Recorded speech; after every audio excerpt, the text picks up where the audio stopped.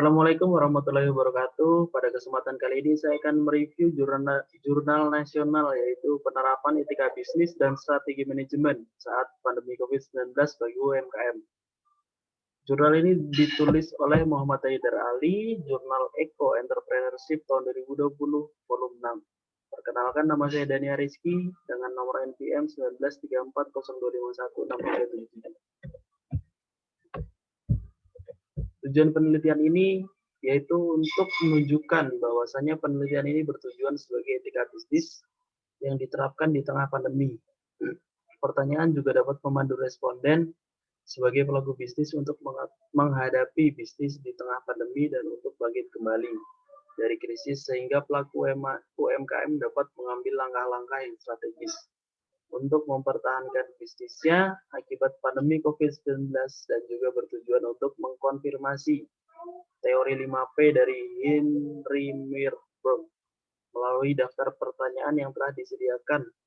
5Ps yaitu Plan, Ploy, Pattern, Position, Perspektif sebagai strategi setelah pandemi berlangsung.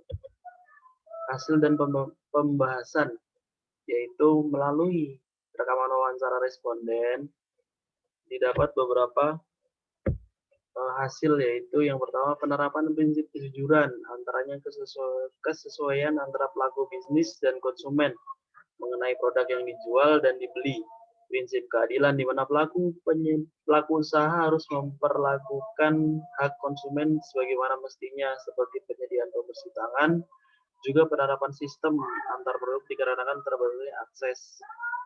Prinsip saling menguntungkan diantaranya dikarenakan keterbatasan bertransaksi, maka keduanya baik pihak pelaku bisnis dan customer saling mengerti untuk saling menguntungkan, seperti halnya tidak berkomunikasi atau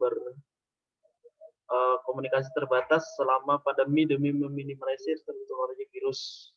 Yang kedua ada strategi plan, rencana strategis berkelanjutan usaha bisnis UMKM untuk bangkit dari pandemi COVID-19 adalah dengan menitik beratkan pada sumber daya yang selalu tersedia dengan tepat dan tepat, membangun sistem informasi dan komunikasi yang baik dengan pelanggan, juga fasilitas yang tersedia dalam memanfaatkan teknologi dan akses serta layanan terhadap pelanggan atau konsumen menjadi fokus utama dalam perencanaan bisnis UMKM ke depan.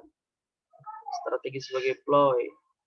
UMKM mulai aktivitas bisnis baru sebagai strategi untuk merespon pandemi COVID-19 dengan berbagai cara. Misalnya, strategi penjualan antar sampai alamat tujuan konsumen, melakukan diversifikasi produk untuk mempertahankan bisnisnya. Kemudian pelaku UMKM juga melakukan inovasi pada kemasan produk untuk membuat produk lebih tahan lama, serta melakukan inovasi proses untuk mengutamakan support system sebagai upaya mencapai keunggulan bisnis. Yang ketiga, strategi ploy. Posisi pelaku bisnis UMKM di Jawa Timur selama maupun setelah masa pandemi yaitu melakukan pengembangan strategi pemasaran yang tepat untuk memenuhi target penjualan maupun produktivitas yang lebih baik. Strategi sebagai perspektif.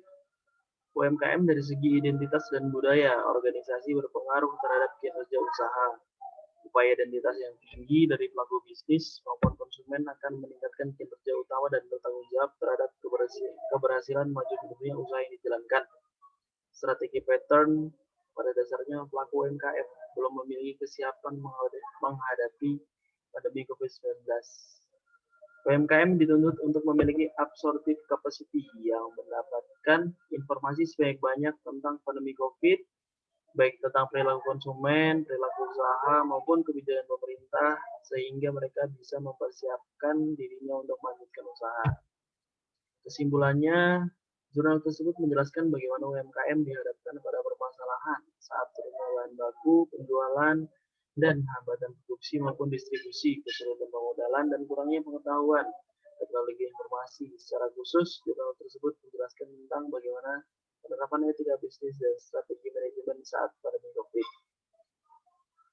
Sejak terjadinya COVID-19, pemerintah dan masyarakat dihadapkan untuk bertindak responsif demi mengatasi dampak-dampak yang lebih fatal.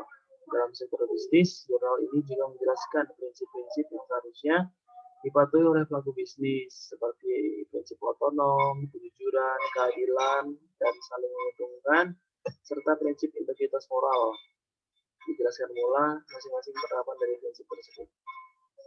Sekian penjelasan dari saya, kurang lebihnya mohon maaf. Wassalamualaikum warahmatullahi wabarakatuh.